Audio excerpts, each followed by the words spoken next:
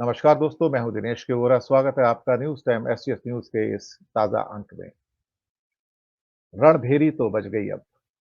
आज पहला जो चरण है, यानी कि परसों 19 तारीख मतदान होगा, आज उसका चुनाव प्रचार शाम को समाप्त हो जाएगा।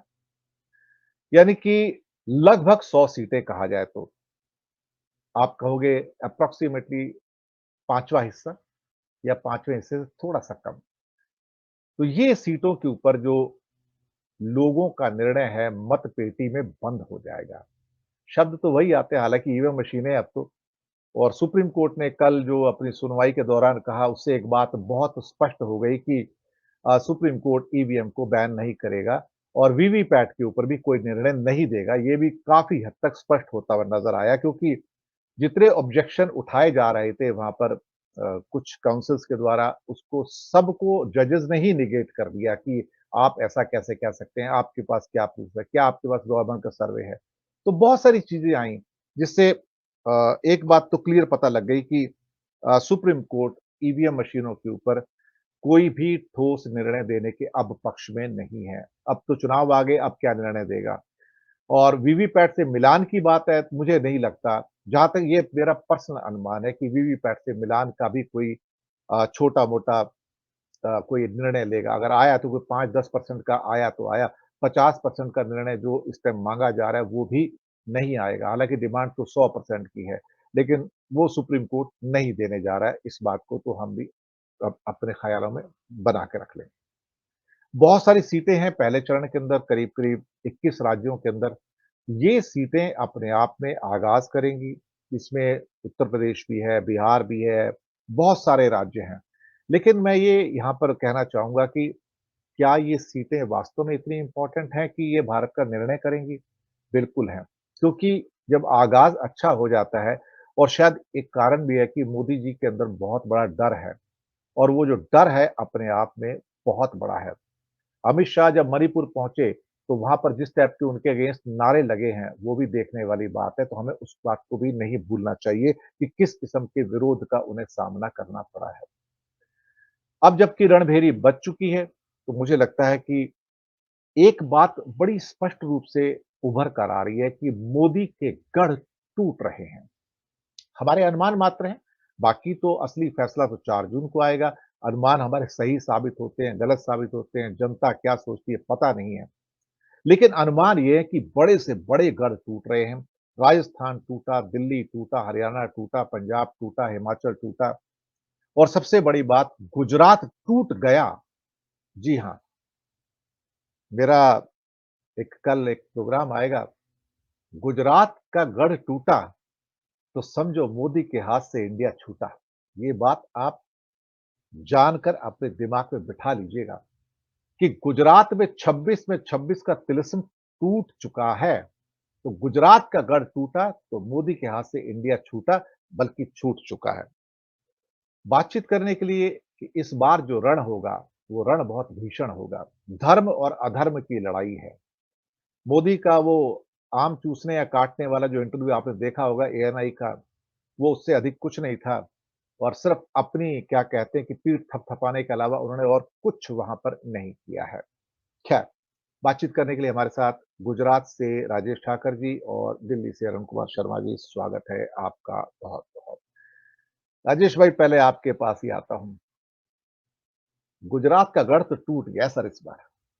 मैं दावे के साथ कह सकता हूँ कि गुजरात में 26 नहीं आ रही हैं। ये बात मेरे माइंड में भी अब कन्फर्म हो गई है कि 26 में 26 सीटें नहीं आ रही हैं सर, जो मर्ज़ी कर लीजिए। आपकी टिप्पणी चाहूँगा, पहले दौर का वोटिंग सामने आ गया, अब तो आज चुनाव प्रचार बंद हो जाएगा। राजेश भाई। देखिए, संस्कृत में एक उक्ति है, प्रथम ग्रासे मक्षिका। हुँ, तो गुजरात के अंदर चुनाव के प्रारंभ में ही जो है अपशुगन जो है भारतीय जनता पार्टी को हो गया। जो उनके माइक्रो मैनेजमेंट की धज्जियां उड़ी, प्रत्याशियों को बदलना पड़ा, रैलियां भारतीय जनता पार्टी के कार्यकर्ताओं ने निकाली, कमलम पर ताले लगाने पड़े, वहीं से जो है गुजरात के जंग का प्रारंभ हुआ। और उसके बाद पुरुषोत्तम रूपाला का एक बयान जिससे पूरा राजपूत समाज, अब तो जो है गुजरात के बाहर भी राजपूत समाज जो है वो नाराज हुए। खुद संजीव बालियान ने एक बयान दिया है कि ये पगड़ी उछालने वाली बात ठीक नहीं थी। तो किस प्रकार से जो है वो पुरुषोत्तम रूपाला का बयान वो भारतीय जनता पार्टी के खिलाफ एक वातावरण तैयार कर रहा है, ये भी उसमें देखना पड़ेगा। तीसरी बहुत बड़ी बात, जो शक्ति सिंह गोहिल को यहाँ कांग्रेस के अध्यक्ष बनाए गए, उसके बाद ऐसा लग रहा था कि कांग्रेस जाने कुछ कर ही नहीं रही है। लेकिन अब धीरे धीरे जिस प्रकार से उन्होंने प्रत्याशी डिक्लेयर किए और कांग्रेस के भीतर वो प्रत्याशी डिक्लेयर करने के बाद कहीं पर कोई आक्रोश नहीं दिखा, और जो जातिगत समीकरण उन्होंने साधा है, जिस प्रकार से उनकी जो प्रत्याशी है उनके संघर्ष की जो एक भूमिका है उसको ध्यान में रखा गया है, उससे 5 या 6 सीट जो है वो बिल्कुल कांटे की टक्कर की हो गई है। खुद वलसाड़ जहां पर बहुत बड़े मार्जिन से भारतीय जनता पार्टी जीती थी, तो अनंत पटेल को वहां से जब प्रत्याशी घोषित किया गया तो सारे लोगों का आकलन यही था कि वो टक्कर देंगे लेकिन सीट नहीं निकाल पाएंगे, क्योंकि वो सीट बहुत बड़े मार्जिन से भारतीय जनता पार्टी ने वहां से जीती है। लेकिन आज जब उसका नामांकन हुआ तो आप उसके दृश्य देखोगे तो पूरा जैसे आदिवासी समाज जो है वो रास्ते पे उतर आया। जय जोहार के नारों से एक भी व्हीकल उनके नामांकन में नहीं था, फिर भी किलोमीटरों तक जो है वो जन समूह उसके पीछे चल रहा था। तो ये कहीं ना कहीं इस बात का संकेत दे रहा है कि राजपूत समाज के एक बयान के साथ हुई नाराजगी हो, साबरकांठा की घटना के बाद ठाकुर समाज की नाराजगी हो, आदिवासी क्षेत्र में चैतर वसावा और अनंत पटेल के साथ में जिस प्रकार से लोग जुड़ते रहे हैं, तो ये लग रहा है कि कहीं ना कहीं अंडर करंट कुछ चल रहा है। और उसमें सबसे इंटरेस्टिंग जो चीज हुई है वो बनासकांठा से ज्ञानीबेन ठाकुर ने की है। ज्ञानीबेन ठाकुर एक तो बहुत पढ़ी लिखी महिला नहीं है, एक बहुत सामान्य घर के बैकग्राउंड से वो राजनीति में आई है, उनका कोई गॉडफादर नहीं रहा है। फिर भी यहाँ के उत्तर गुजरात के सबसे कद्दावर नेता जो आज हमारी जो असेंबली है उसके अध्यक्ष है, वो शंकर चौधरी को हराया पहली बार, और दूसरी बार जो है शंकर चौधरी को वो सीट छोड़ना पड़ा और ज्ञानीबेन ने उस सीट भी बड़े मार्जिन से जीती। आज कांग्रेस ने उनको प्रत्याशी घोषित किया है और उन्होंने जो वातावरण खड़ा किया है वहां पर, खुद भारतीय जनता पार्टी के लोग कह रहे हैं कि आज की तारीख में कोई हमें बोले कि 26 से 26, तो हम बनासकांठा की जो सीट है उस पर क्वेश्चन मार्क लगाते हैं। उसमें जो स्थिति पैदा हुई है वो स्थिति हमारी हैट्रिक की जो आशा है उस पर हो सकता है कि पानी फेर दे। तो जैसे मैंने बताया कि भरूच है, वलसाड़ है, यहाँ पर जो है बनासकांठा, बनासकांठा से सटी हुई दूसरी सीट है पाटन, और उसमें इस बार कांग्रेस ने क्लेवरनेस ये दिखाई है कि हर बार जो है वो पाटीदार वर्सेस ठाकुर हो जाता था या क्षत्रिय वर्सेस ठाकुर हो जाता था। इस वक्त क्या किया है, उनकी जो ओरिजिनल वोट बैंक थी, जो माधो सिंह सोलंकी की एक खाम थियरी थी, उस पर कांग्रेस वापस लौटी है और उत्तर गुजरात की 4 में से 3 सीट जो है उन्होंने ठाकुर समाज को दी है, और एक सीट जो है वो आदिवासी को दिया है। तो ओबीसी वोट बैंक के ऊपर वो फिर से वापस आए हैं। उनको ये पता चल गया है पाटीदार आंदोलन के बाद भी, जब पाटीदार समाज की बहुत बड़ी वोट बैंक कांग्रेस के साथ नहीं जुड़ी, तो उनको पता चल गया है कि जहां पर हमें ज्यादा मेहनत करनी पड़ रही है और फिर भी वोट नहीं मिल रहे हैं, तो वहां से हमें कुछ अलग जगह से ये चीज करनी पड़ेगी। तो ये पूरा सामाजिक जो गणित है वो कांग्रेस ने बिठाया है। दूसरा, जैसे मैंने कहा कि लड़ने वाले लोगों को मैदान में उतारा। आज चैतर वसावा को देखो तो वो भी लड़ने वाला चेहरा है, अनंत पटेल को देखो वो भी लड़ने वाला चेहरा है, ज्ञानीबेन ठाकुर भी जो है जुझारू नेता है, तुषार चौधरी, हमारे अमर सिंह चौधरी बहुत कदावर नेता, यहाँ के मुख्यमंत्री रहे, उनके बेटे हैं जो साबरकांठा सीट से खुद चुनाव लड़ रहे हैं। तो एक चीज ये भी कही जा रही थी कि बड़े बड़े जो नेता है कांग्रेस के वो चुनाव से भाग रहे हैं, लेकिन परेश दाना जी जो सीएलपी लीडर थे वो रूपाला के सामने लड़ने के लिए मैदान में है। यहाँ पर तुषार चौधरी साबरकांठा से लड़ने के लिए मैदान में है।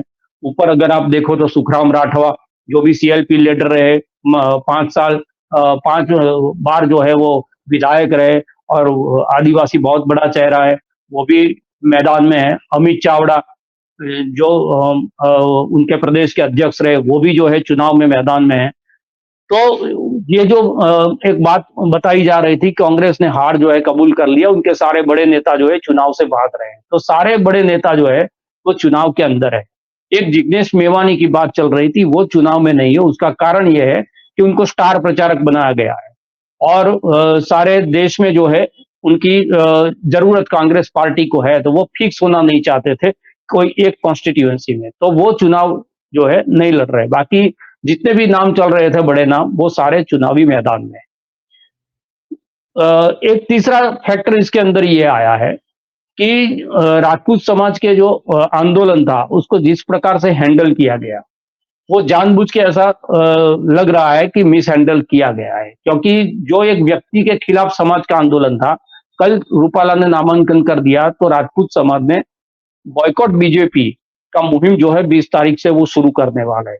जितनी भी सभाएं, जितनी भी मीटिंग्स होंगी भारतीय जनता पार्टी की, उसमें राजपूत समाज के जो लड़के हैं वो अपने काले झंडे दिखाएंगे, उनका बॉयकॉट करेंगे, उनका पोस्टर नहीं लगने देंगे और भारतीय जनता पार्टी के खिलाफ वोट देने के लिए एक मुहिम शुरू करेंगे। तो एक ये चीज भी हुई है कि जो उनका कोर वोट था, क्षत्रिय समाज जो है वो आखिर तक ये कह रहा था कि हमने जो है भारतीय जनता पार्टी को खड़ा करने में बहुत मेहनत किया है, हमारे जितने भी बड़े आगेवान है वो भारतीय जनता पार्टी के अंदर है।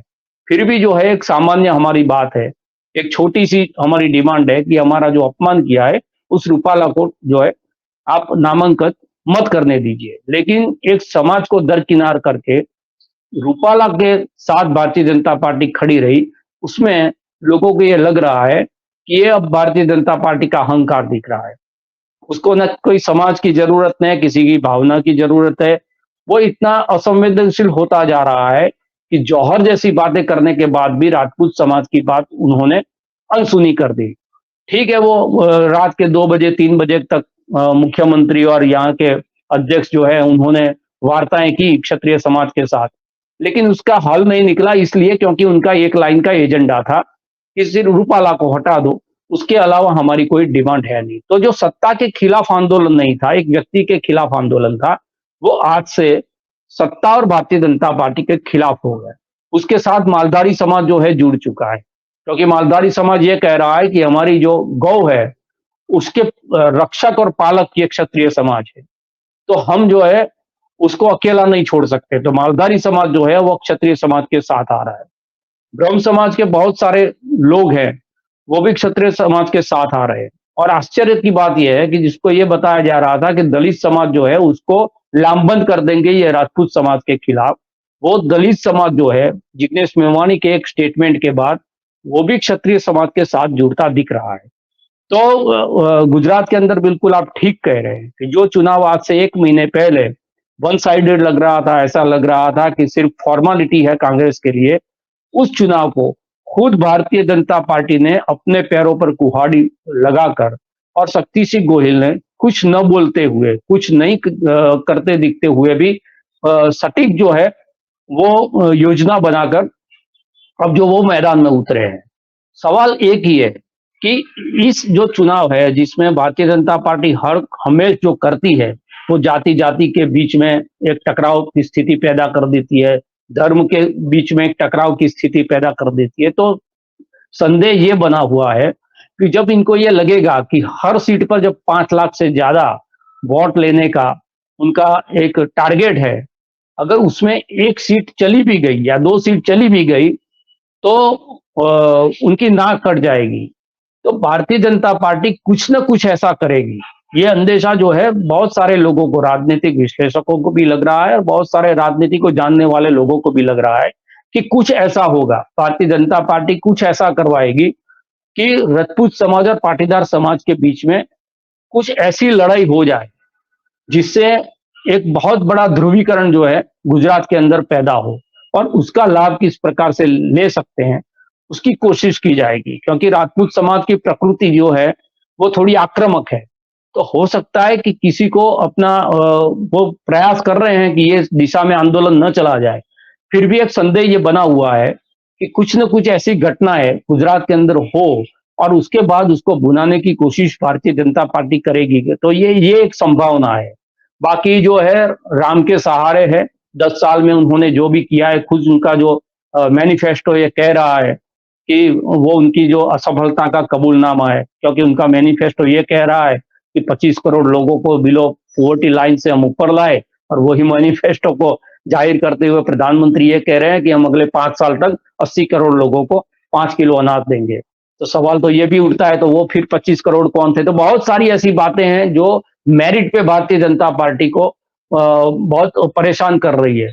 तो हो सकता है कि उनकी जो ओरिजिनल स्टाइल है, उस पे वो आकर कुछ करने की कोशिश करें, लेकिन मुकाबला जो है बहुत तगड़ा गुजरात के अंदर भी भारतीय जनता पार्टी के खिलाफ है। जी, बिल्कुल आपने सही कहा। इस वक़्त सुजाता